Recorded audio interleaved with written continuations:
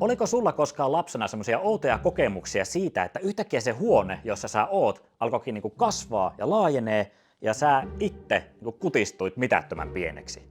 Tai ehkä just toisinpäin, että sä itse vaan kasvoit ja sitten niinku seinät alkoi kaatua päälle. Se on ilmeisesti Liisa Ihmemaassa syndrooma, tai ainakin sen oireita. Mä en ollut siis ikinä ennen kuullutkaan, mutta sitten kun luin siitä, niin tajusin, että mähän on itsekin kärsinyt tästä. Mä siis pienenä, tosi usein varsinkin sairaana sängyssä maatessa, tuijotin mun huoneen nurkkaa. Siellä oli sellainen vaatekaappi, ja sit se huoneen nurkka alkoi mennä kauemmas ja kauemmas. Ja ihan kaikki siellä mun huoneessa pakeni poispäin. Mun veljen sänkykin, joka oli siis siinä 2-3 metrin päässä, oli yhtäkkiä paljon kauempana. Ja mä ite tunsin olevani jotenkin ihan mitättömän pieni. Ja sit kaikki saattokin alkaa zoomaantua toiseen suuntaan.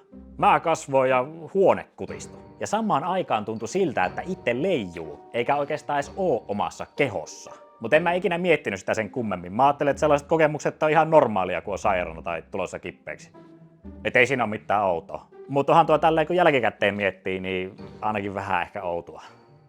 Mutta tosiaan Liisa Ihmemaassa syndrooman oireet aika hyvin osuu noihin mun omiin kokemuksiin. Ja mulla noi oireet jossain vaiheessa vaan iän myötä sitten katos. Mutta siis onko jollain muulla ollut tällaisia vastaavia kokemuksia? Mä tuossa kanssa lueskelin, niin ilmeisesti jotkut saattaa kokea jotain tollasta vaikka niinku migreenin takia.